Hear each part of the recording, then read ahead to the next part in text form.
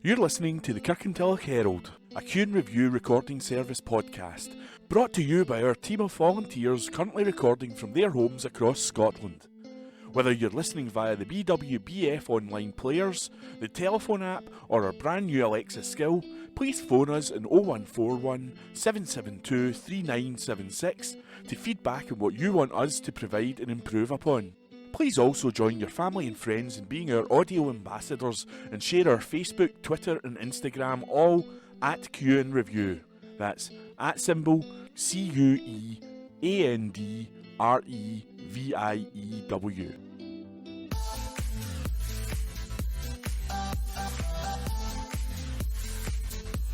The Kirkintilloch Herald, date Wednesday the 27th of April 2022. Artist is on board. Report by Brian Newell. East Dunbartonshire has become the first area in Scotland to appoint an artist for the national Remembering Together programme. Remembering Together will see memorial projects in each local authority bring together communities and artists in reflection, hope and healing following the pandemic. East Dunbartonshire Council and East Dunbartonshire Leisure Culture Trust have appointed Elena Mary Harrison to co-create the area's COVID-19 Memorial Project with local residents and community groups. The participatory artist and facilitator has delivered projects across central Scotland. Working in arts, education, health and social care settings, Elena will reach out to communities as part of the first phase of the project, inviting individuals and groups to come up with ideas on what the area's memorial will be. In her work, she aims to create spaces where people, many of whom often go unheard, will be listened to and encouraged to speak. Her recent projects include partnerships with Edinburgh Young Carers, the British Museum, Erskine Care Homes, AIMS Advocacy, Includem and the National Library of Scotland. Elena said, "I was excited to become the Phase 1 Remembering Together artist for East Dunbartonshire from the moment I read the brief. I was struck with the green space, the council and the Leisure and Cultural Trust use of language around co-creation, the explicit focus on creative advocacy, and how this fits so closely alongside the ethics of my own practice. I can't wait to get in and around the East Dunbartonshire community, using a variety of different creative mediums to find out what people in the area really want for a COVID memorial in their area. So if anyone living and working in East Dunbartonshire has any ideas or want to get involved, I really look forward to reflecting and creating it alongside you." Jim Neal, chair of EDLC's trust, added, "It is fantastic news that someone of Elena's experience and calibre is now on board to work with our local communities.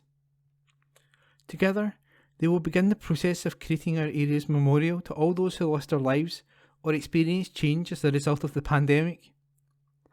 The people of East Dunbartonshire have demonstrated wonderful community spirit and kindness over the last 2 years, and I fully expect many residents to get involved in creating our tribute with Elena. Phase 1 of Remembering Together will result in the co-creation of an idea or concept, which could be a physical structure, garden, artwork, play, music or virtual exhibition. The memorial itself will be created in Phase 2, beginning later in the year. To find out more, email cultural1@eastdunbarton.gov.uk or visit www.rememberingtogether.scot. This week in history. April 26, 1986. An accident at the Soviet nuclear power station at Chernobyl resulted in a massive radiation leak. On this day last year, Princess Diana's wedding dress would go on show at Kensington Palace for the first time in 25 years, it was announced. April 27, 1968. Abortion was legalised in Britain. April 28, 1945. Benito Mussolini and his mistress Claretta Petacci were executed by Italian partisans, and their bodies hung in a square in Milan. On this day last year, a man went viral on social media after completing a 6-year challenge to park in every parking space at his local Sainsbury's. April 29, 1933. Footballers' shirts were first numbered, from 1 to 22, in the English FA Cup final at Wembley. On this day last year, the Duke and Duchess of Cambridge, William and Kate, celebrated their 10th wedding anniversary.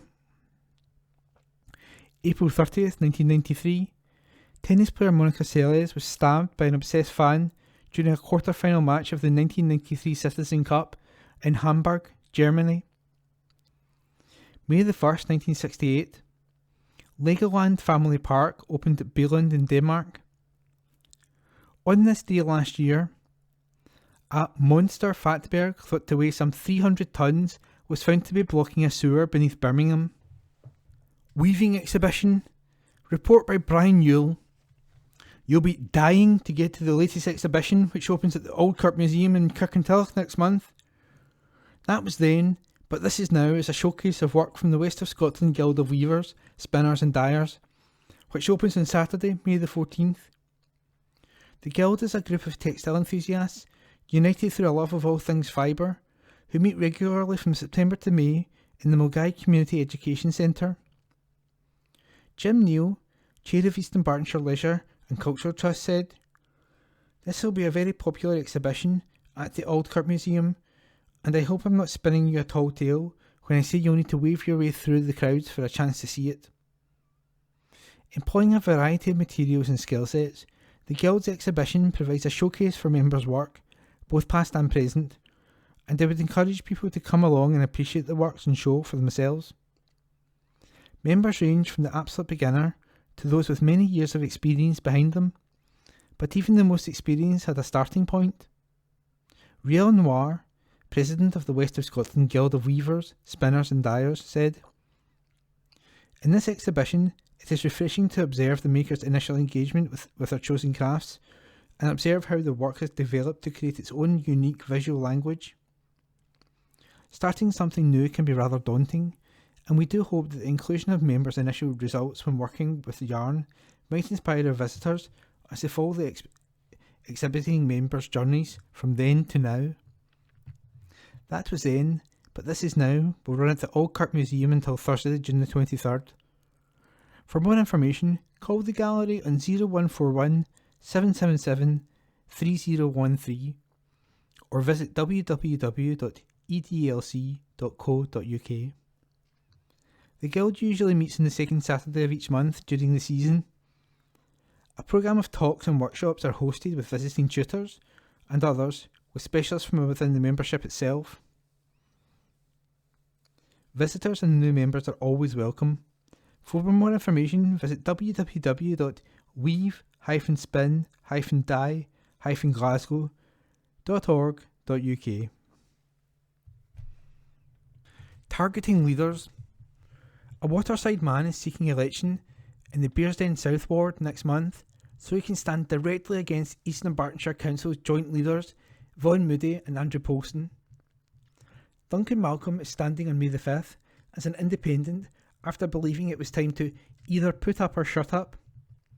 He said, "The party system has failed East Dunbartonshire. The concerns and wishes of the residents are forgotten as cheap political point scoring and infighting have dominated the council chamber for the past 5 years. Although I am from Waterside, I am standing in Bearsden South as I hope to unseat either or both of the council's joint leaders by standing in their ward and, if elected, I shall of course represent the best interests of both the residents of Bearsden South and the whole of East Dunbartonshire." Cyclists deliver their message. More than 2,000 protesters gathered in Edinburgh on Saturday as they cycled and marched from the National Museum of Scotland to the Scottish Parliament, calling on politicians to make Scotland a cycle-friendly country. Now in its 10th year, Pedal on Parliament has called for politicians to sign up to its manifesto, which asks politicians of all parties to agree to proper funding for active travelling, starting at 10% of the transport budget and rising to 20% by the end of the parliamentary term. Design cycling for all ages and abilities into Scotland's roads. Implement and enforce safer speeds where people live, work and play. Pedal on Parliament was originally founded by David Brennan from Torrance back in 2012, and although not actively involved these days, was asked to be Master of Ceremonies. He said, "I'm not involved in organising Pedal on Parliament these days, and I tip my hat to the team for the hard work bringing it together. However, I was honoured to have been asked to be MC for the day. Pedal in Parliament wanted to deliver its message ahead of next month's council elections. This year's main organiser, Alec Robertson, said, "I stepped up to coordinate the 2022 ride as I felt it was important to send a message to our politicians before the next local elections. I ride with my kids and I want to feel safe for them cycling with me and for them to have the freedom to cycle independently." New baby group. A new baby group is starting in Twecker Healthy Living and Enterprise Centre tomorrow, Thursday. Running from 1 to 2:30 p.m, due to the size of the hall, it is only open to babies from Twecker itself. Toddlers are welcome and there will be sensory toys and fun fidgets. The cost is £2 per family. Wee Wheelies Pre-5 Family Fun is on every Monday at the centre from 10 a.m. to 2 p.m. The cost is £1 per child who must be supervised by a parent or carer.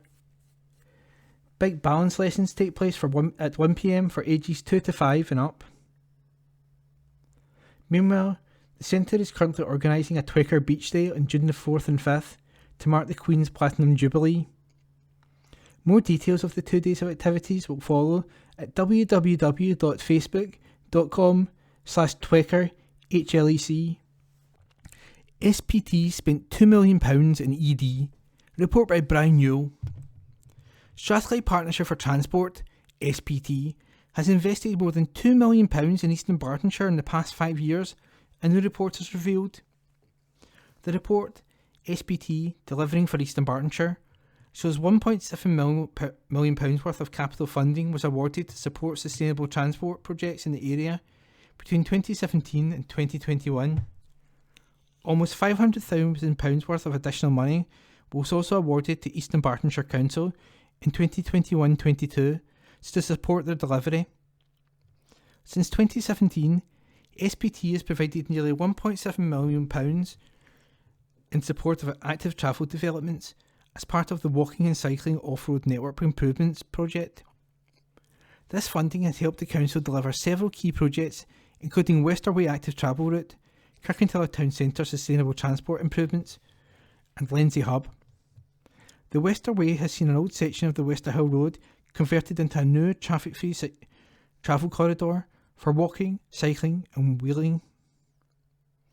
SPT funding helped to support the delivery of major changes in Kirkintilloch to make the town centre around the Cowgate area a more welcoming pedestrian and public transport friendly place for shopping, businesses, residents and visitors.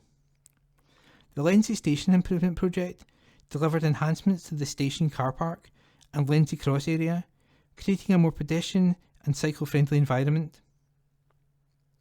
Other projects include improvements to bus infrastructure and the off-road path networks, including Mugdaw Park Works, and transport services carrying 1,900 children to and from school every day in East Dunbartonshire. Valerie Davidson, Chief Executive of SPT, said, "We continue to deliver a range of services in East Dunbartonshire and across the region, either directly or on behalf of councils. As this report shows, we have invested more than £2 million over the last 5 years in sustainable transport projects in the area. While the COVID-19 pandemic resulted in significant impacts on our operational activities due to reduced travel demand, the majority of services were maintained to ensure transport remained in place." And that was a report by Brian Newell. Haircut for Ukrainians. Report by Brian Newell. A Lennoxtown youngster has sacrificed 10 inches of her hair in support of 2 good causes. St Mackin's primary pupil Niamh Burke had her hair cut to help children suffering cancer and those fleeing the Russian invasion of Ukraine. The 9-year-old is a member of the Lennoxtown Project Group, which has been involved in collecting aid for Ukraine.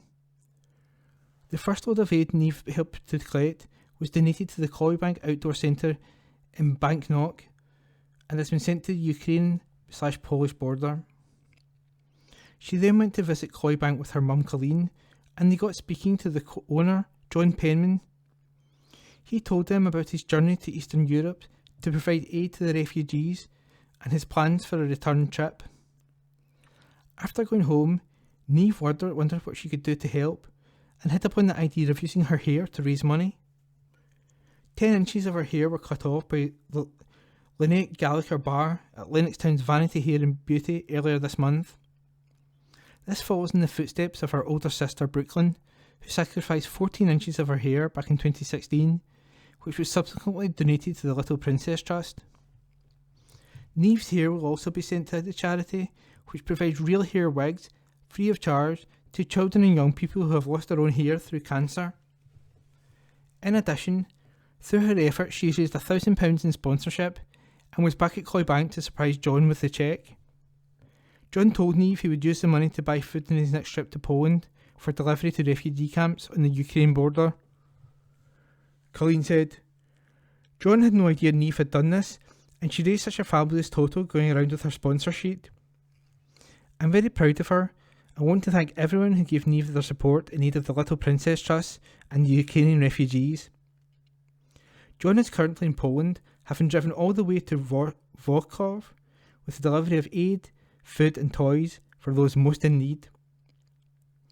He said, "What we are doing is a drop in the ocean, but it will make a difference, hopefully." Scotland on Tour brings Rue and Neil to Lenzie. Report by Brian Newell. An initiative to support the recovery of Scotland's live music industry is showcasing a special concert at St Cyprian's Church, Lenzie, on Saturday, May the 14th.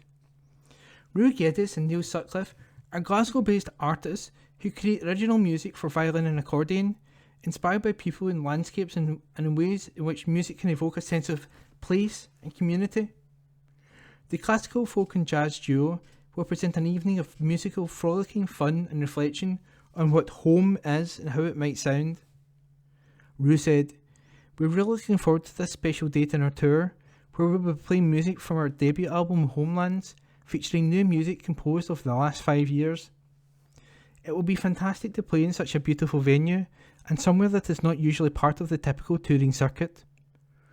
The pieces we'll be playing form a tapestry of soundscapes, representing the many physical spaces, landscapes and communities that form our concept of home. Each composition tells the story of a particular place that we have connected with and been inspired by. They are also an exploration of our own musical homelands. The styles, group and experiences have formed our playing up until now. Scotland on Tour will take place over 12 months until April 2023, supporting hundreds of concerts as more than 120 artisans are set to perform at more than 100 venues across the country.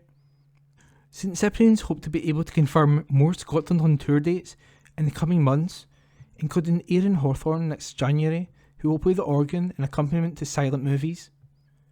Katie Hull from Music at St Cyprian's said, "Music at St Cyprian's are delighted for the opportunity provided by Scotland on Tour to welcome Rue and Neil.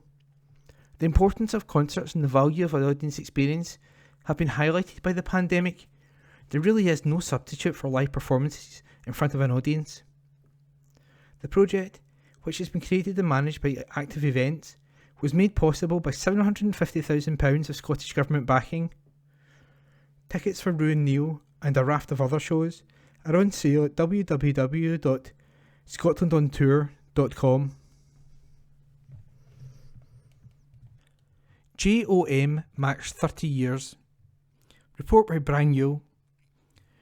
The Mulgai-based Josephine Obo MacLeod JOM charity is hosting a series of events across East Dunbartonshire in the coming months as it celebrates its 30th anniversary.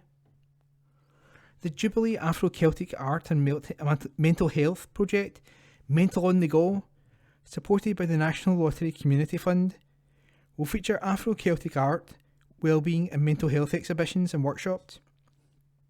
JOM founder, trustee, chief executive and chief coordinator Josephine Obo MacLeod said, "The project is aimed at building stronger relationships between African, Scottish, BAME and other communities in Scotland. Its purpose is to create a better, positive and meaningful cordial interrelationship between them.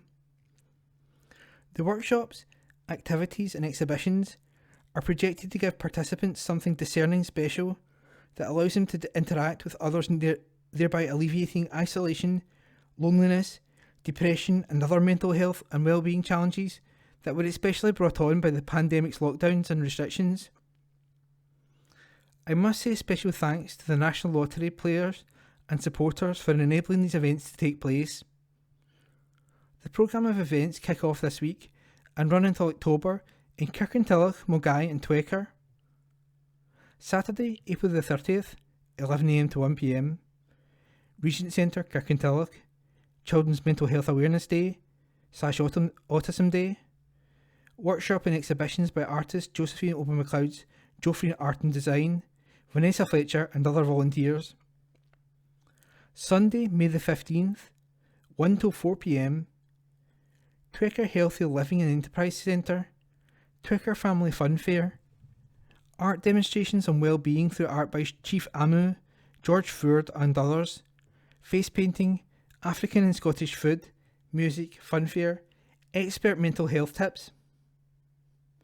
Monday, May the 23rd, noon to 4pm, Fraser Centre, Mulgai, Jubilee High Tea for Dementia and Alzheimer Awareness, food, exhibition, music from Jeff Ford and Willow Moon Band and Alex Edmonds, raffles, Jubilee tree planting and games. Saturday, September the 10th, noon till 4pm, Fraser Centre, Mulgai, Men's Mental Health Awareness Day with the Kilted Afro, Celtic Gentleman and mental health expert Salvina Volpe, art and wellbeing workshop, food and music raffle in aid of Men Matter Scotland. Saturday, October the 1st, 5 to 9pm, Broadclough Hotel, Kirkintilloch, Afro-Celtic International and Black History Month Day, in honour of Nigerian Independence Day, unveiling next project of reforestation and environmental protection, GOM exhibition of its work past, present and future, short speeches by experts, music, food and drinks, silent auction and raffles in aid of GOM.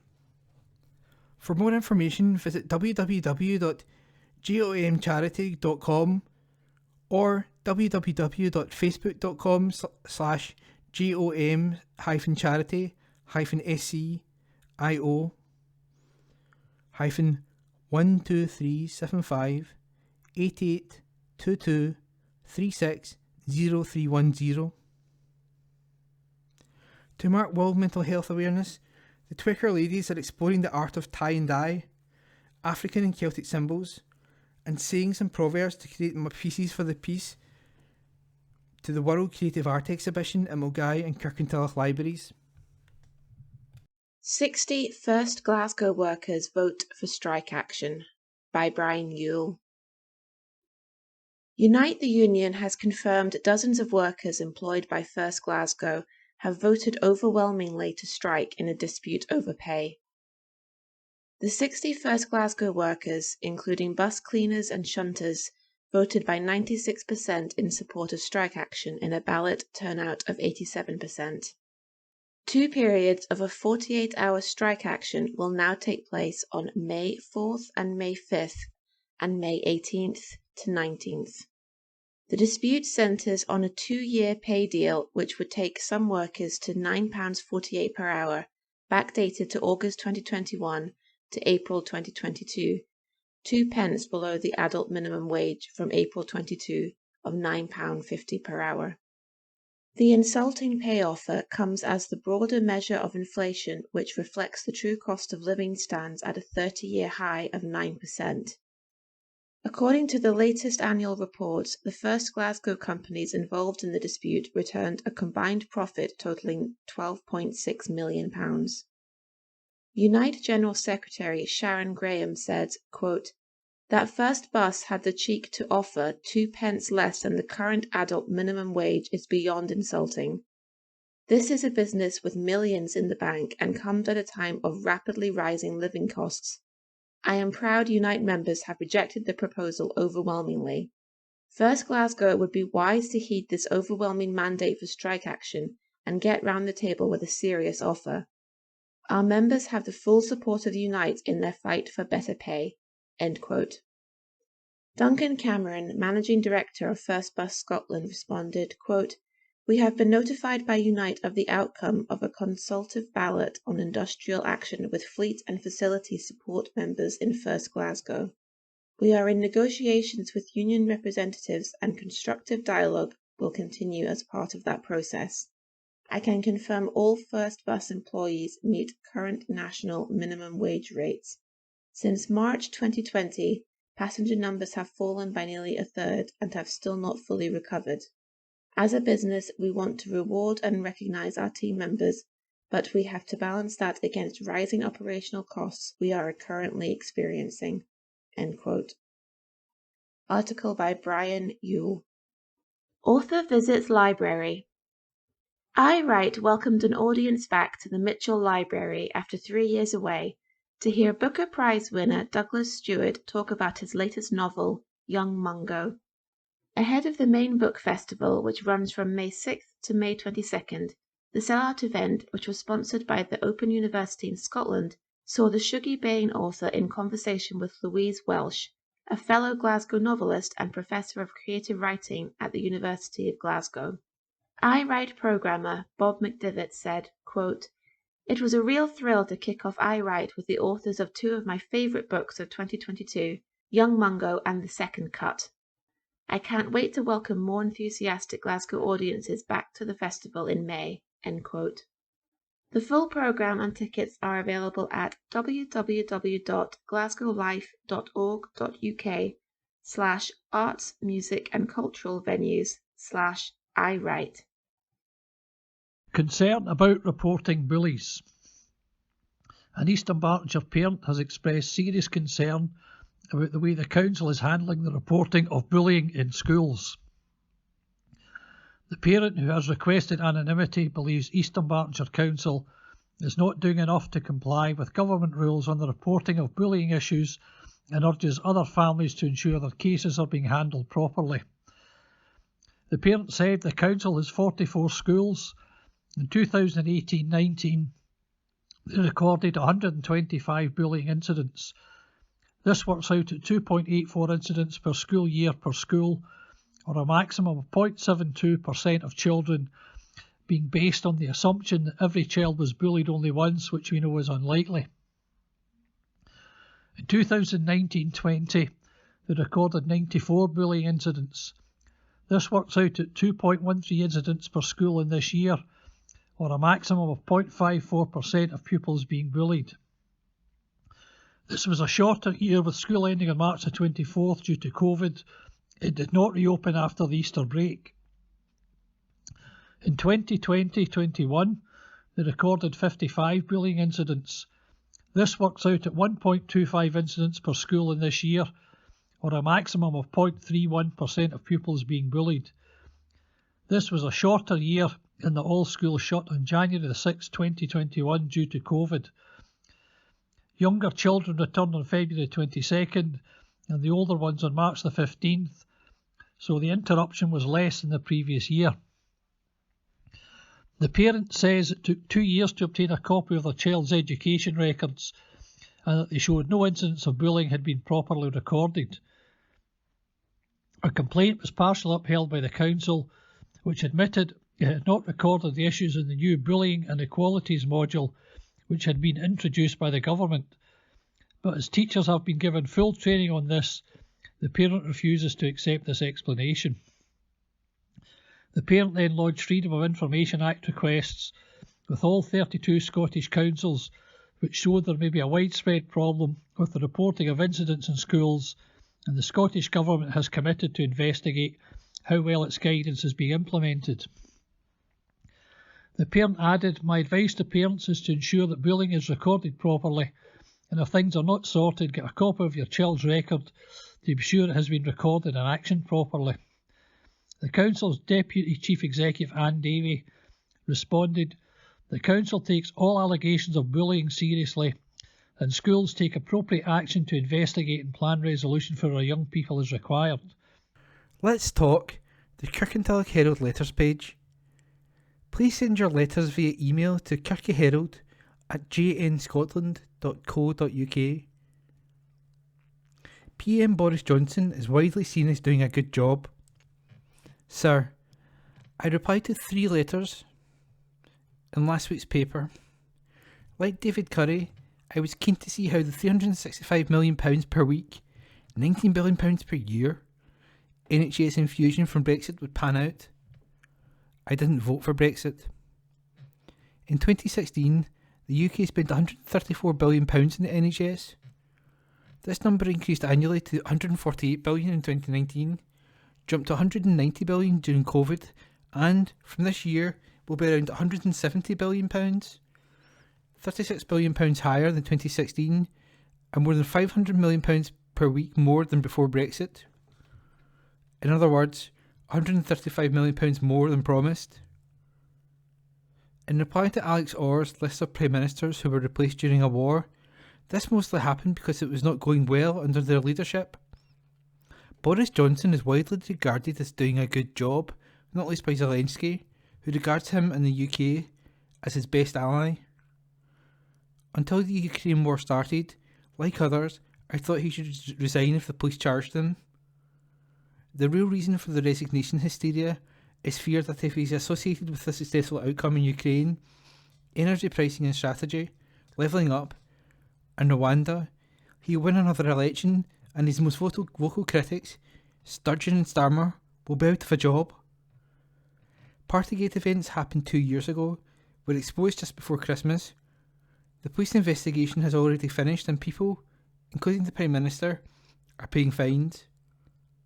The Salmond inquiry and Ferguson events date from 10 years and 7 years ago respectively. If anyone should be resigning, it's Nicola Sturgeon, whose lies, mislaying of important documents and obfuscation are a far greater attack on openness and accountability.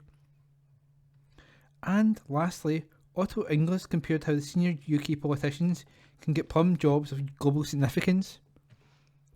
Could it be anything to do with the ability and reputations? I had a look at the fortunes of senior Scottish nationalists who vacated their exalted post.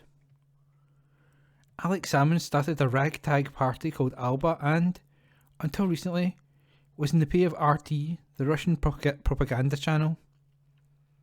Disgraced Finance Minister Derek Mackay still hasn't found a full-time job.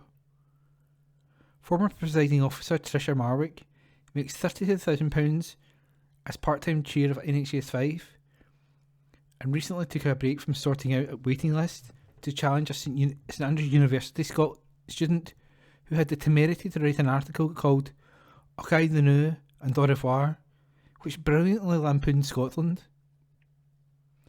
Marwick's niece, former SNP poster girl MP Natalie McGarry, is currently on trial facing charges of embezzlement. Jean Freeman, once described by Brian Wilson as the SNP's Quango Queen, slipped from view as Health Minister last summer.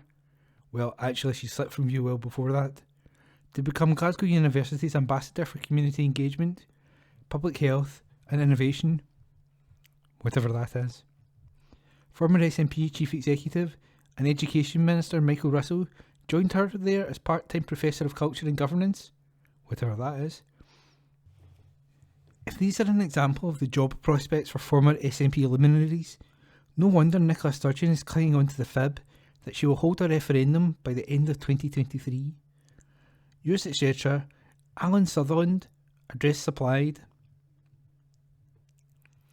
Rail issued for the sight impaired. Sir, with ScotRail in public ownership, local authorities should be working with the Scottish Government to make local travel networks as accessible and affordable as possible for visually impaired people.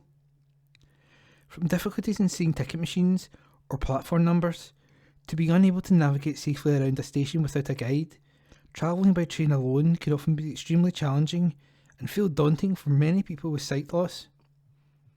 And with different concessionary and companion schemes in the different local authorities, our organisation has heard firsthand from blind and partially sighted people how confusing and challenging train travel is.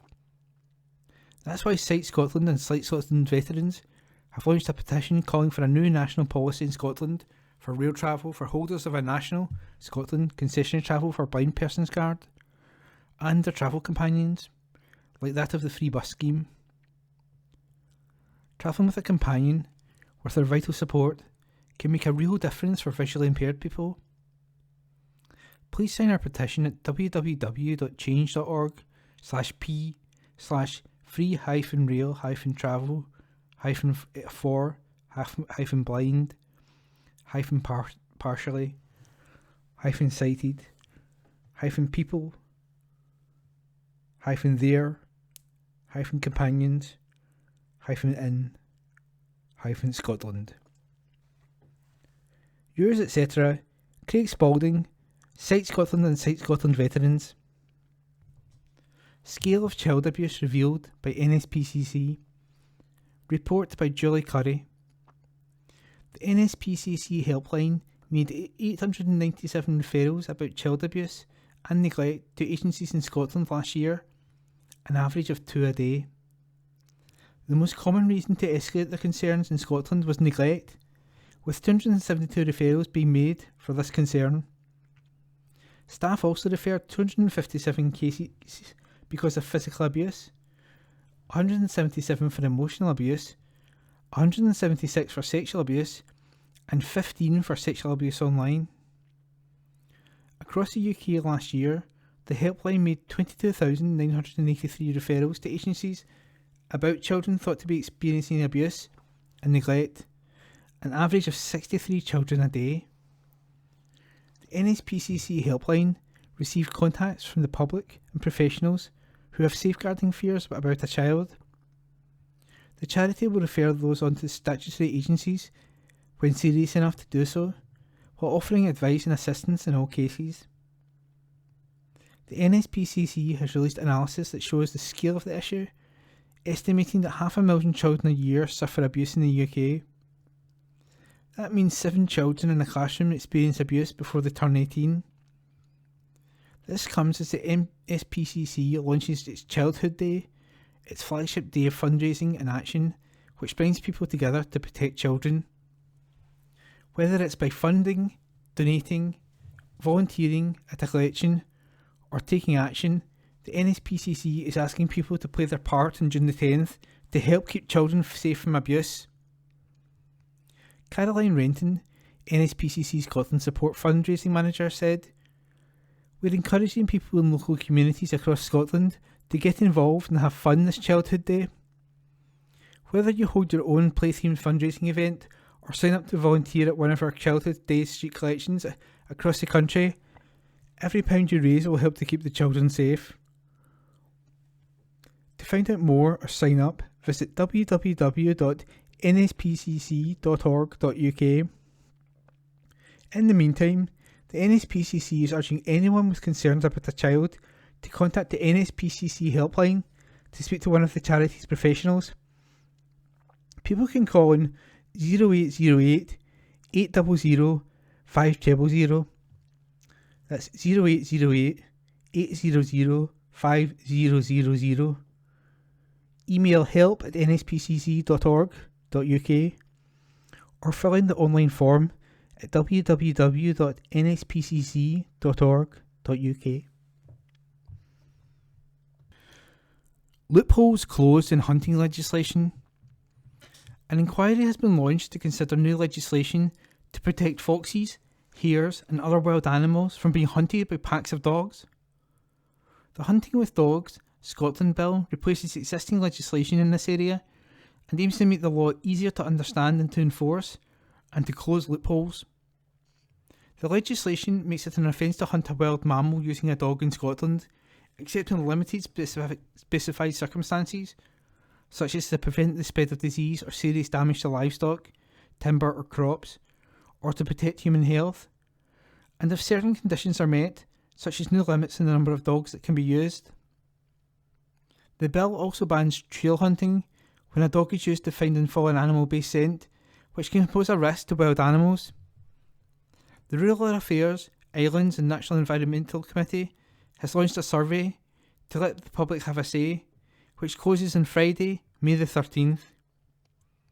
Beatrice Wishart, MSP, Committee Development Convener, said, "Loopholes in existing legislation have been a challenge to those trying to enforce the 2002 fox hunting ban for the past 20 years. This is our chance to ensure a robust framework that strikes the correct balance by allowing farmers and land managers to exercise appropriate and effective control measures, whilst ensuring the highest animal welfare protections. To help with our scrutiny, we'd like to hear from organisations and groups with an interest as well as members of the public. To have your say on the issue, visit yourviews.parliament.scot-rain-hunting-with-dogs. Amy wins Service Families contract. A new contract that will provide the crucial accommodation services to armed forces families in Scotland has begun.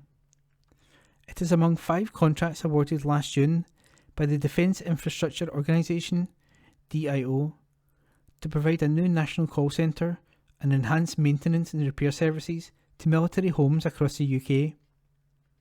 The contract to provide repair and maintenance services to service family homes in the North region, which takes in Scotland, Northern England, Northern Ireland and North Wales, was awarded to Amy. It represents an £83 million investment in services for military homes across the region, including £63 million for Scotland. In addition to the core services, the regional contracts will also deliver improvement projects and refurbishment work to homes with an estimated value of £136 million.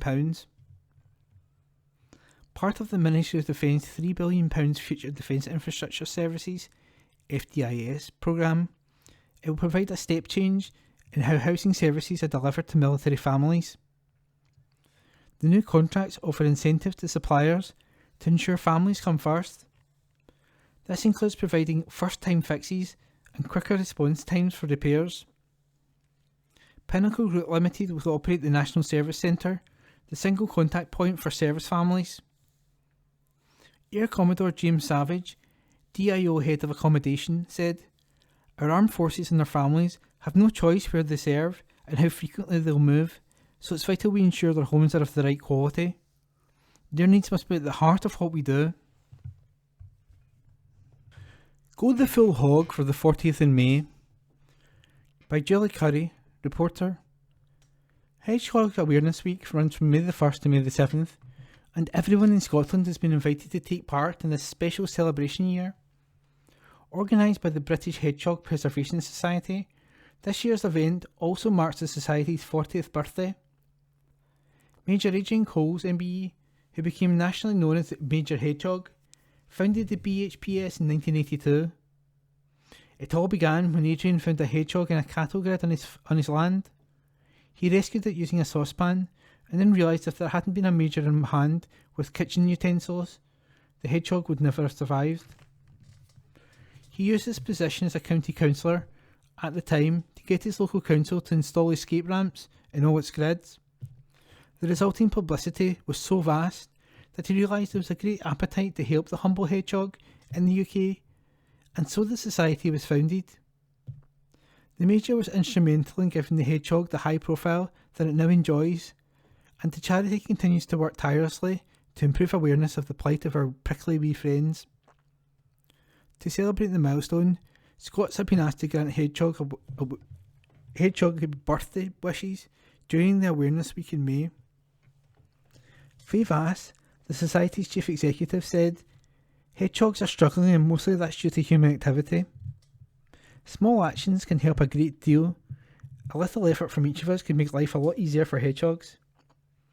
If you don't have a garden yourself, you can still help by contacting public space managers, neighbours, family and friends to ensure they're doing their bit. There are many ways you can get involved. A few suggestions mooted by the charity: make hedgehog highways and fences, 5 inches by 5 inches, 13 centimetre by 13 centimetre, square gaps in the bottom of fences or walls should do it. Log these on the Big Hedgehog Map at www.bighedgehogmap.org. Create an undistributed log pile to offer shelter and food. Buy or build a hedgehog home. See plans at www.britishhedgehogs.org.uk/hedgehog homes. Offer water and meaty cat or dog food for hedgehogs. You can even build a feeding station to keep the food safe. 5 new members for Cats panel. Forestry and Land Scotland is looking for 5 new panel members for its Community Asset Transfer Scheme, CATS. CATS enables community bodies to take on ownership or lease of public land buildings on Scotland's national forest and in land, where the community can make better use of the asset. To date, 17 successful asset requests have been completed, with 6 more approved. Panel members provide independent and impartial advice to FLS on applications to CATs and to help evaluate the impacts of requests. Simon Hodgson, FLS Chief Executive, said, "This is a great opportunity, open to enthusiastic and talented Scots who have experience in forestry, economics or communities work."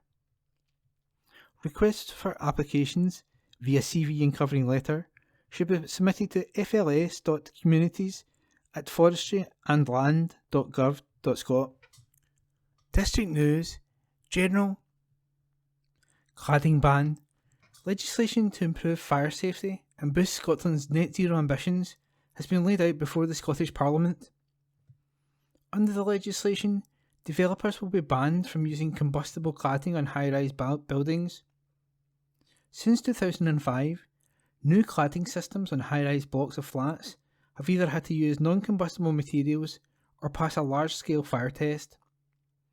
The Building Standards legislation removes the option of a fire test, completely prohibiting such materials from use on domestic and other high-rise risk buildings, such as care homes and hospitals, above 11 metres. The highest risk metal composite cladding material will now be banned from any new building of any height, with replacement cladding also required to meet the new standards. The legislation also includes improvements to energy performance standards, aiming to make buildings easier to heat while ensuring they are well ventilated and comfortable to live in. Building Standards Minister Patrick Harvey said, "This is the third set of changes made to the fire safety standards for cladding in Scotland since the tragic Grenfell Tower fire, requiring any cladding on domestic or other high-risk buildings above 11 metres to be strictly non-combustible." Taken together with our new fire alarm regulations, covering all homes in Scotland regardless of ownership, this is yet another step in the Scottish Government's mission to minimise the risk of deaths and injuries from fire. The energy improvements will deliver another important step towards improved energy and emission performance of our buildings, and we'll be going further on this in 2024, with regulations requiring new buildings to use zero emissions heating systems. Weather photos. The Royal Meteorological Society has launched its Weather Photographer of the Year competition for 2022. Run in association with AccuWeather, the competition is free to enter and open to photographers, professional and amateur, of all ages and abilities. And judges are particularly keen to see photos of that show and the impact of climate change. This year, the youth category has been supported by the Week Junior Science Plus Nature as a media partner and no longer has a minimum age limit. It is open to anyone under 18, provided a responsible adult submits the entry. For the first time this year, the judges will also combine shortlisted entries across both the main and mobile phone categories to form the public vote in August and September. Professor Liz Bentley, Chief Executive of the Royal Meteorological Society, said, "It never fails to amaze me the quality and breadth of images that we receive. Weather can be truly unique to specific parts of the world, and many of the photographers capture it so beautifully that you almost feel as if you were there. It's a privilege to share in those moments." Entries can be submitted at zealous.co/rmets, where more information is also available. Tea in a blether. Alzheimer's Scotland is calling on the people of Scotland to pop the kettle on and get talking about dementia. Ahead of Dementia Awareness Week, the charity is launching its Tea and Blether campaign. Communities across Scotland are encouraged to host a coffee morning style event in a bid to raise funds and awareness of dementia. Kirsty Stewart, Executive Lead for Stakeholder Engagement, said, "Some of our local teams across Scotland have been delivering tea and blether style coffee mornings for quite a few years, and we know our supporters enjoy taking part in this style of event. The successful ingredient is, of course, connection, and we hope that by talking about dementia, we are able to raise awareness, reduce stigma, and bring communities together to support people with dementia and their carers. Every penny raised for Alzheimer's Scotland stays in Scotland and, As a charity, we are continually amazed and grateful for our supporters' efforts to, ultimately, help us ensure nobody faces dementia alone. To get started, first register online for free at blether.alzscot.org to get your fundraising pack that ensures you'll host a Tea and Blether worth talking about. Participants are invited to host their Tea and Blether coffee morning during Dementia Awareness Week, which runs from Monday, May the 30th, to Friday, June the 3rd, but can choose another date in June if that suits better. Holy Review. It's time to see the bigger picture by Ross Greer, MSP. As local elections approach, it's time to look at issues affecting our community. Scottish Greens have been asking people to think global, act local, and the need to take this approach has never been clearer. Few issues faced by councils like East Dunbartonshire are purely local. Russia's invasion of Ukraine demonstrates that ending our use of fossil fuels isn't just about preventing catastrophic climate change, it's also a matter of national and European security. Relying on other countries or unstable commodities, like gas, is high risk. But what's that got to do with the council? Ending our reliance on fossil fuels is partly about switching to renewable alternatives, but what's also crucial is energy efficiency work, so that homes and buildings require far less energy to stay warm. Through the Scottish Government, the Greens are investing £1.8 billion in this work, but much of it will be delivered by local councils. Since Greens entered government in Scotland last summer, we've made far more support available nationally. For example, Green Minister Patrick Harvey recently announced a £300 million fund for heat networks, allowing homes and other buildings to save energy and tackle fuel poverty. Probably the best example of this is in all of Scotland, down the road in Clydebank, where a large-scale water source heat pump project takes water from the Clyde to generate heat for a care home, leisure centre, business park, council offices and dozens of homes. East Dunbartonshire deserves councillors who will work with the Scottish Government to bring projects like this, and the jobs they create, to our own area. District heating is just one example of how we can build better integrated communities. Properly joined up public transport and active travel options are also essential to tackling those same challenges of the climate emergency, energy security and the cost of living. Public transport and active travel are now both receiving record investment from the Scottish Government, but again, both depend on local councillors to deliver local schemes. East Dunbartonshire has failed us in this regard in the last few years, being the only mainland council not to use any money from the Scottish Government's Spaces for People programme during the pandemic. And that was a column by Ross Greer, bringing it to a close. District News General. Suited booted Genesis means business. Flagship Saloon has the quality and refinement to compete with the German Big Three, writes Matt Allen. Much of the premium car market is now about SUVs, but to be anybody in the sector, you've still got to offer a saloon or two. So, alongside its high-ranking GV70 and GV80, Korean upstart Genesis has brought the G70 and G80 on its quest to compete with Europe's finest. To help, Genesis spent a lot of time honing the G80 to match European expectations, from the way it looks to how it drives and how it's equipped. In terms of looks, it certainly fits amongst its rivals with their long, low profiles and gaping grilles. In terms of how it drives, time testing in the UK's broken bureaus has clearly paid off. The G80 can't match a 5 Series for engagement, but for most people on the edge handling is probably less important than ride comfort and refinement, both of which the G80 has nailed down. The cabin is a hushed and calming environment, and the adaptive air suspension does an excellent job of smoothing out bad surfaces. Our test model features all-wheel drive, matched to its 2.5 litre petrol engine, via an 8-speed automatic transmission. The drivetrain meets all the premium criteria on paper, but can't match its key rivals in the real world. The 2.5 litre turbo will rush to 62 mph in 6 seconds, on a par with a 5 Series or A6, but the 4-cylinder doesn't have the refinement or efficiency of those rivals.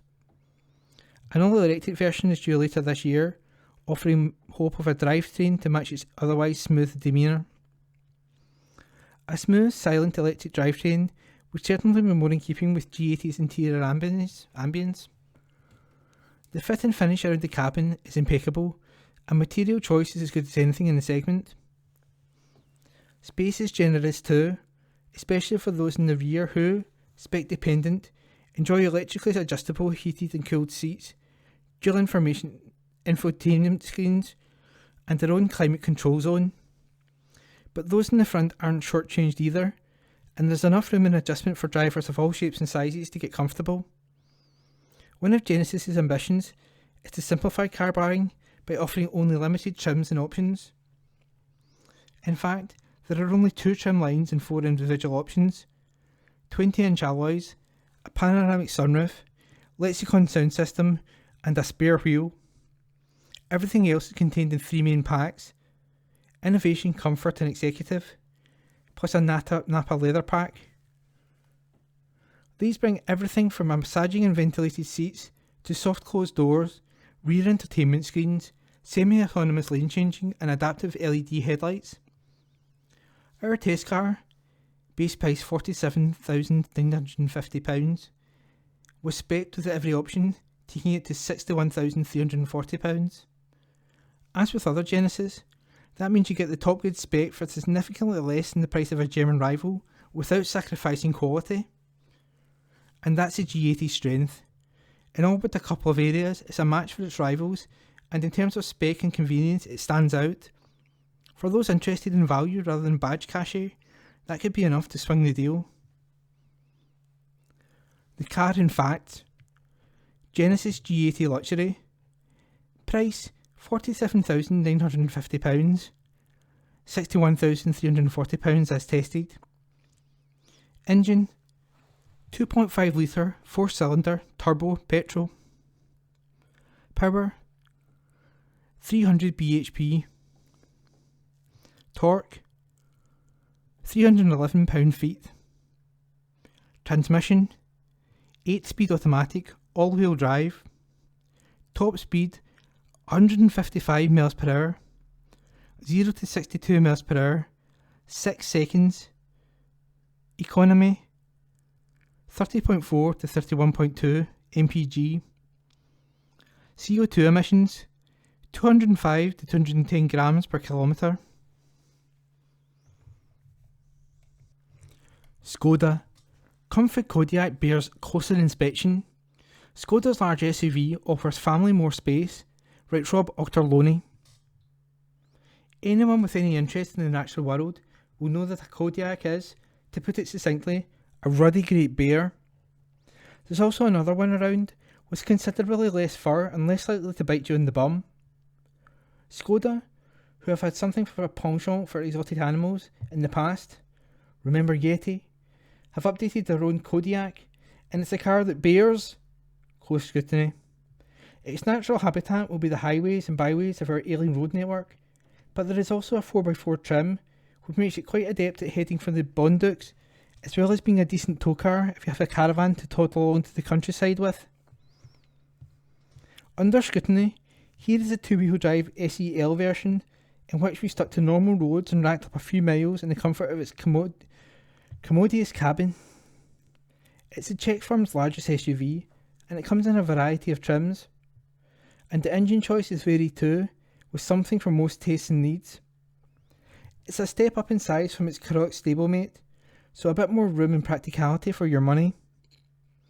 It can seat up to 7 people when needed, as long as those at the back have very short legs and have appeared in a Star Wars film. 5 up, there's room for all and your baggage in a decent sized load area, one of the best in its class. The interior passes close inspection, neat and functional in its layout, and if you search around you'll find some neat touches, like the concealed compartment in the passenger side of the dash, and the "why has no one done this before" logical placing of the push start stop button on the steering column, where most put it in the dash or in the central console. It has a well finished feel, and the equipment levels in the SEL model features a crystal clear reversing camera and a nice clear sat-nav display. Switch gear has a user friendliness of just about everything else in the VW Group stable. It feels well built and it's easy to live with, and comes with a good ride and handling balance as standard. The 1.5 litre cylinder on-demand engine under the bonnet of this test model might on the face of it appear a bit optimistic, but it's surprisingly efficient. It's a unit used across the VW Group in a number of cars and is well suited to the Kodiaq, even with the increased kerb weight, 1,795 kilograms. It is asked to move around, as opposed to some of the other, more lightweight installations. You're not going to unnecessarily push a large SUV like this, but it's capable of romping along at a fair lick without disturbing the comfort of those inside. It still performs fairly well on rough country roads, so it's not going to make you thinking you've made the wrong choice. If your choice comes with dynamic chassis control, you'll probably find normal to be the best compromise. Steering has a light feel, but it's sharp to your inputs, and the DSG 7-speed gearbox will slip through the ratios without bothering you too much. Small touches that leave a good impression include the umbrella located in the driver's door and the ice scraper located inside the fuel flap for those cold mornings. Need space but on a budget? Fill your boot!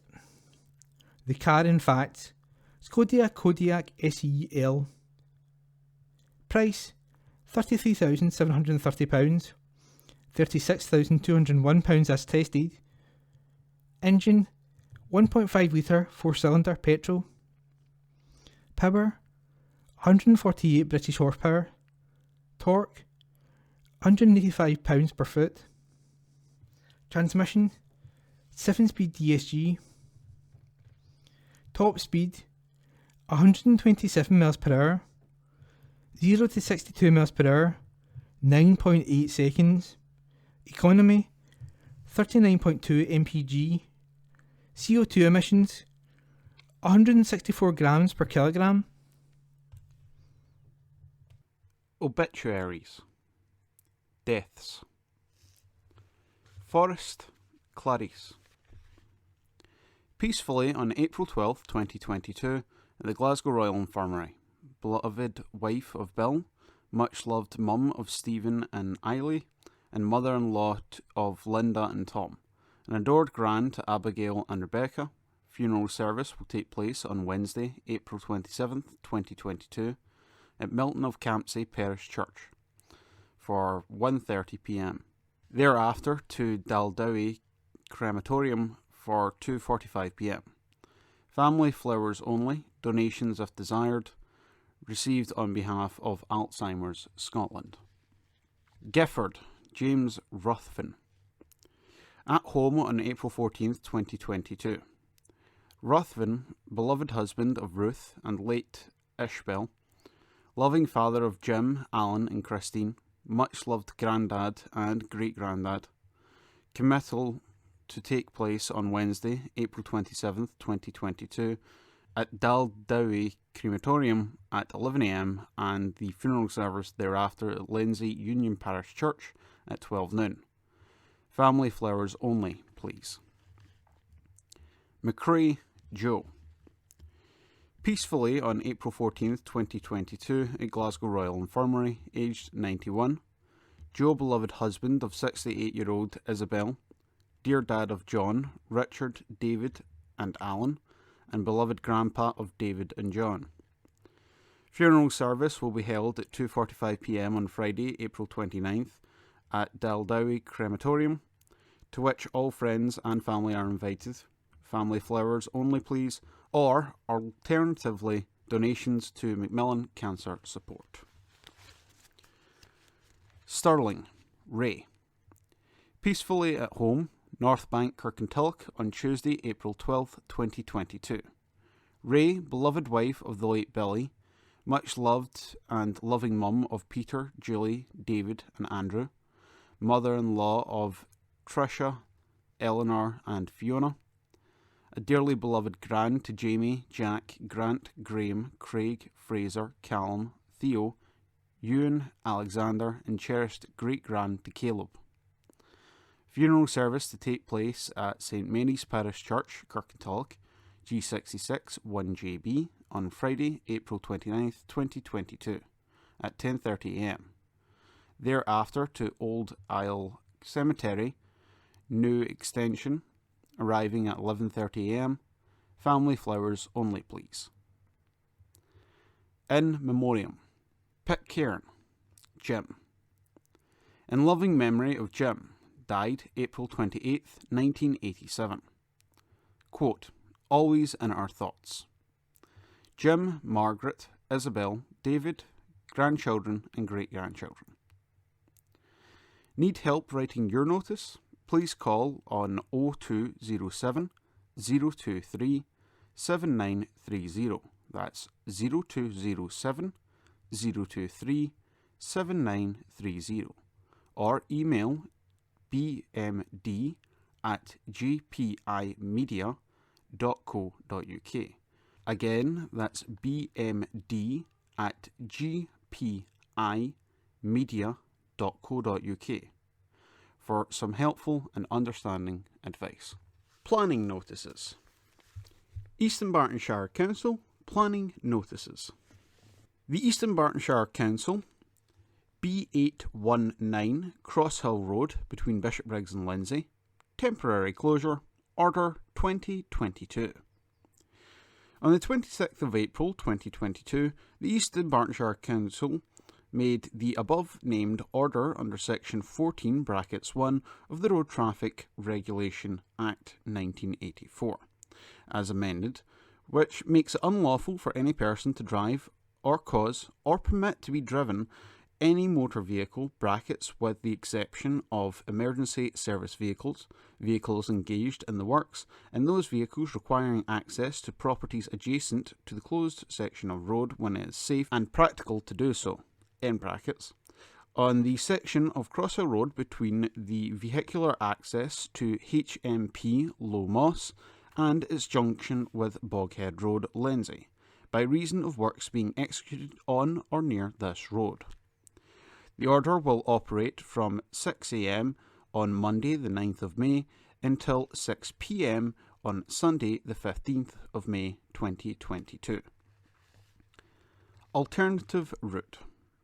The alternative routes will be by way of Boghead Road, Gallow Hill Road, the B757 Lindsay Road, Townhead, Parliament Road, the A806 New Lairdsland Road, and the A803 Glasgow Road in Kirkintilloch, the A803 Kirkintilloch Road, Cole Road, the B819 Cross Hill Road, the A803 Kirkintilloch Road and Westerhill Road in Bishopbriggs, and the B812 Rebroyson Road, and these routes will be signposted.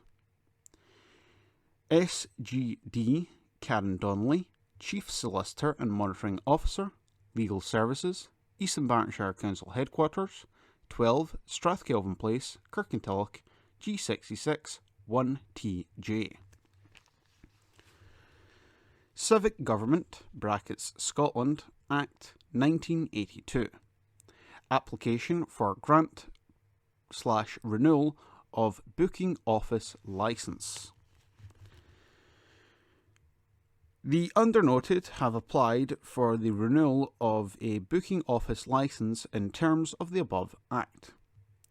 Name and address of applicant: Kirkintilloch, Broomhill, Private Hire Limited, Unit 1A, 7 Campsie Road, Kirkintilloch, Glasgow, G66 1SL. Name and address of day-to-day manager: Sharon McKean, 24 Baldorin Drive, Milton of Campsie, Glasgow, G66 8FZ. Name and address of taxi/private hire bookings office: Kirkintilloch, Broomhill, Private Hire Ltd, Unit 1A, 7 Campsie Road, Kirkintilloch, Glasgow, G66 1SL. Hours of business: 7 days a week, 24 hours a day. Any objection or representations to any of the above applications in terms of paragraph 3 brackets 1 of Schedule 1 of the Act should be lodged with the undernoted no later than 28 days from the publication date of the newspaper in which this advertisement appears. Deputy Chief Executive, Education, People and Business, East Dunbartonshire Council Headquarters, 12 Strathkelvin Place, Kirkintilloch, Glasgow, G66 1TJ. Date 13th of April 2022. Notice of General Extensions of Licensed Hours.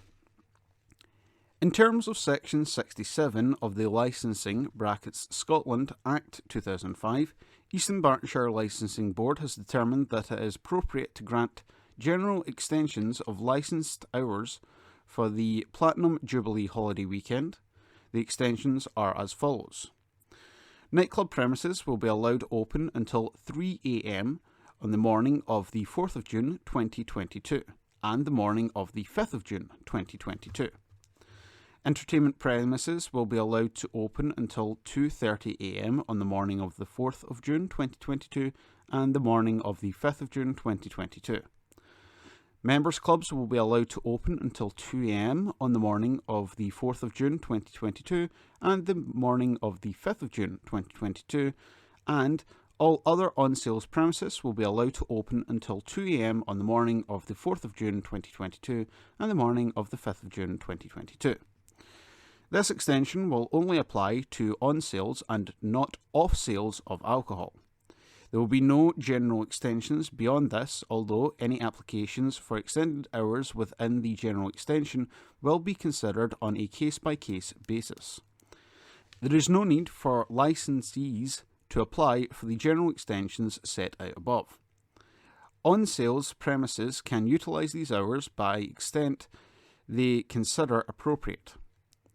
Licensees are reminded of the Board's Supplementary Statement of Licensing Policy, which was approved on the 17th of September 2021.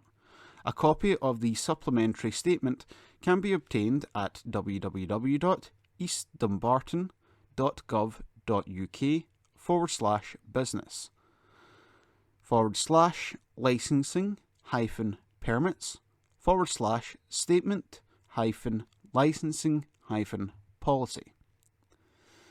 The supplementary statement sets out matters the Board will have regard to for on-sales premises applying to extend their terminal licence hours to 1 a.m. or later. This includes different considerations to ensure premises are run in a safe manner for both staff and customers, including consideration of late-night transport arrangements for staff.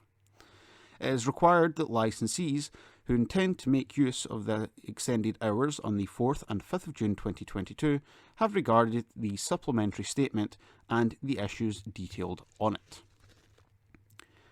Planning applications. Format, application number, address, location, proposal, type of advert, and period of reps. TP/ED/22/0220. Site at Hunters Hill House, Crowhill Road, Bishopbriggs, East Dunbartonshire. Erection of 3NO, detached dwellings, and the conversion and refurbishment of Hunters Hill House to form a dwelling, affecting a setting of listed building, 21 days. The application plans and other documents can be viewed online through the Council's website. The current residence on non-essential office work associated with the coronavirus pandemic means that plans cannot be viewed in Council offices as normal. Written comments may be made within the above period to the Council through the Council's website or to the above address. Any representations will be treated as public documents and made available for inspection by interested parties and may also be published on the Council's website. Hello and welcome to the sports section of your Kirkintilloch Herald, read by myself, Corey Venters. Rob Roy edge towards safety. An article written by Ian McLean. Kirkintilloch Rob Roy face home games this week, which could be massive in helping them secure their top flight status. Stuart Maxwell's side face Ben Burb, themselves battling to stay up on Wednesday night before taking on already regulated Blantyre Victoria on Saturday. Rob Roy have faced the top three sides of the WOSFL Premier Division, Auchinleck, Talbot, Dravel and Pollock, in their last 3 games. But Boss Maxwell says playing sides at the other end of the table doesn't make the task facing his side any easier. Quote, "I've always said every game in this league is tough. Ben Burb will come with a high press. They're physical and they're a good side. They've been a bit like us. They've really improved since we played them in the first game of the season. It's their last game, so they're trying to get as many points on the board, because they'll have to sit and wait and see if it will be enough to guarantee their safety. Blantyre will be a tough game in a different respect, because they're not playing for anything, so they'll be free-flowing." End quote. 7 teams will go down from the 20-team division at the end of the season, and Rob Roy are currently safe in the 13th place with a 3-point cushion. That came courtesy of a highly impressive 3-0 win at Pollock on Saturday, and a performance which delighted the Rabs gaffer. Rob Roy took a first-half lead through an opportunistic strike from Robbie Young, and managed the game effectively after the break, before a Chris O'Kane header and a Young penalty in the closing stages sealed the points.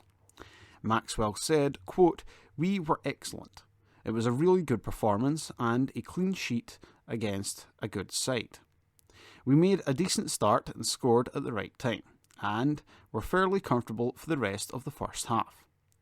I did warn them that they, brackets Pollock, would get a jolt from their manager at half-time and would come out of the traps. They were the better team for 20 minutes, but we coped with what was a series of set plays. Defensively, we were excellent.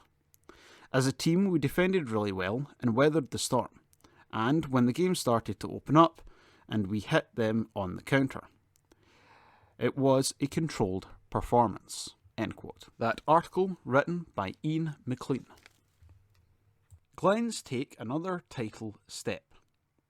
Allen Glens continued their winning ways and took another step towards the Tennent's West Division title at East Kilbride on Friday night. The Bishopbriggs side made it 16 wins from 16 matches with a trumping 67-3 victory, which took them to the top of the table. Title rivals Stuartry regained pole position the following day, but Glens are just a point behind and, crucially, have 2 games in hand. East Kilbride scored first against the run of play, when Roy Blackwood easily stroked over a penalty. But those proved to be the only points of the game. 5 minutes later, the visitors replied when Callum Haddock touched down from a driving maul. Grant Henderson then finished off an attack up the left before an excellent try from winger David Lowe, who managed to touch down in the process of being bundled into touch. Haddock notched his second try with a drive from a line-out near the home line before powerhouse centre Levi Ekvati charged over from short range. Henderson completed the first half scoring with another well-taken try on the left wing, and with Scott Thompson kicking half of his conversion attempts, Glens were 36-3 up. Excellent handling and continuity saw Glens maintain the upper hand after the break, with further scores run in by replacement Liam Frame, number 2, open side flanker Sam Morris and Ryan Moffat, 2. This Saturday, Glens are away to Kilmarnock, while Stuartry travel to Strath Hendrick. Tigers aim for Derby delight at the double. Glasgow Tigers boss Cammy Brown says he's looking for his side to bounce back from disappointment with the Scottish Derby double. Tigers take on arch-rivals Edinburgh Monarchs at Armadale on Friday night, before the capital side travel through to the Peugeot Ashfield Stadium for Part 2 of a Speedway Great Britain Championship doubleheader on Sunday. Brown is hoping his riders can get back on the winning track after missing out on a point in 52-38 loss at Leicester Lions on Saturday. The Tigers keep things tight for the first 9 races, as they stayed within 4 of the lines, led by former Glasgow chief Stuart Dixon. But several heat advantages put Leicester 14 ahead to ensure Brown's men came up the road empty-handed. The Tigers team manager said, quote, "The track was difficult for the guys. We had a couple of unfortunate followers in good positions, and we also had 2 reruns when we were leading, one of which was a bizarre decision. I think we rode better than it shows, but we're not going to make excuses. We didn't get a point, and generally you get what you deserve. We had a chat with the lads after, and we're already looking forward to Friday night at Armadale, where we will give it everything we've got." End quote. The defeat at Leicester came off the back of 2 convincing home wins to start the season and means Glasgow are now 9 points from 3 opening SGB Championship fixtures. Tigers follow their opening win over Newcastle Diamonds with a 56-34 victory over Berwick Bandits on Friday night. Sports Digest. Swimming, Shanahan. Bishopbriggs swimmer Katie Shanahan enjoyed individual and team success at the Scottish National Age Group Championships at Tollcross International Swimming Centre. The 17-year-old Bishopbriggs Academy pupil claimed 2 individual titles, winning the girls 17 to 18 years 50-metre backstroke and 200-metre freestyle, with 2 relay golds, and the girls 4 times 200-metre freestyle and mixed 4 times 100-metre medley relays. She also won silvers in the girls 4 times 100 medley and freestyle relays, and her efforts and those of her teammates helped her City of Glasgow swim team win the accolade for top club at the championships. Rugby, Lenzie.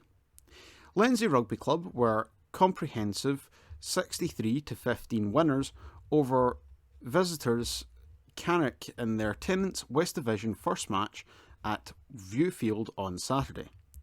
Lenzie will play their final match this season this Saturday at home to Irvine. Kick-off at 3 p.m. Football. West Park. Bishopbriggs club West Park United have clinched promotion to the Central Scottish AFL top flight in their first season in the league. United beat Golden Hill 2-1 on Saturday to make sure of stepping up from the Hills Solicitors Championship and join the likes of Kirkintilloch side Hearstains in next season's Premier Division. They will now look to clinch the title when they face Tower Hearts this Saturday. The team tweeted, quote, "Considering it's our first year at Amateurs, we can have nothing but pride for our lads and appreciation for all the hard work they put in to get us there." All the candidates fighting for your vote in East Dunbartonshire Council May elections. An article written by Neil McGrory. The following candidates have been confirmed as standing in East Dunbartonshire's local government elections, which take place on May 5th. Ward 1, Mulgai. 3 councillors to elect. Julie Duncan, Independent. Jim Gibbons, SNP. Alex Matheson, Conservative. Aileen Polson, Liberal Democrat. Thomas Shepherd, Labour. And Emma Shepherd, Greens. Ward 2, Bearsden North, 3 councillors to elect. Duncan Cumming, Independent. Duncan Evans, Conservative. Craig Munsey, Labour. Alan Reid, Liberal Democrat. Neil Simpson, Greens. And Callum Smith, SNP. Ward 3, Bearsden South. 3 councillors to elect. Lorna Dougal, Labour. Scott Ferguson, Greens. Ian Gallagher, SNP. Duncan Malcolm, Independent. Sheila Mechan, Independent. Vaughan Moody, Liberal Democrats. And Andrew Paulson, Conservative. Ward 4, Bishopbriggs North and Campsie. 4 councillors to elect. Paul Ferretti, SNP. Paul Gallagher, Scottish Family Party. Alan Harris, Alba. Bill Hendry, Conservative. Colette McDermott, Labour. Gary Hughes, Liberal Democrat. Elizabeth Rowan, Greens. And Linda Williamson, SNP. Ward 5, Bishopbriggs South, 3 councillors to elect. Jesper Bach, Greens. Catherine Brown, Conservative. Eamon Gallagher, Alba. Gordon Lowe, SNP. Alan Moyer, Labour. Ben Rose, Liberal Democrat. Ward 6, Lindsay and Kirkintilloch South. 3 councillors to elect. Callum McNally, Labour. Willie Peterson, Liberal Democrat.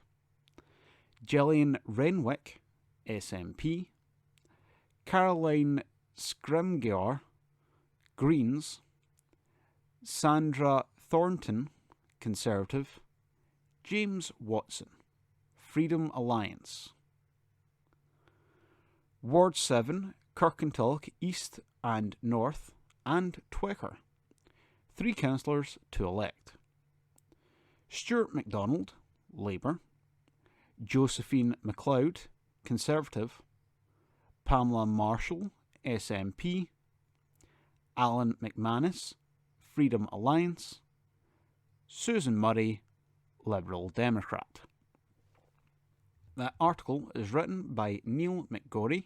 Here at Q Review, we would like to remind you to take the card you receive with your address and name on it when you go to vote, and also go to the correct polling station. Thank you for listening to this week's Kirkintilloch Herald podcast, brought to you by Q Review, print speaking to the blind. If you have any feedback, you're welcome to call us on 0141 772 3976. If you enjoyed this recording, feel free to subscribe to our channel.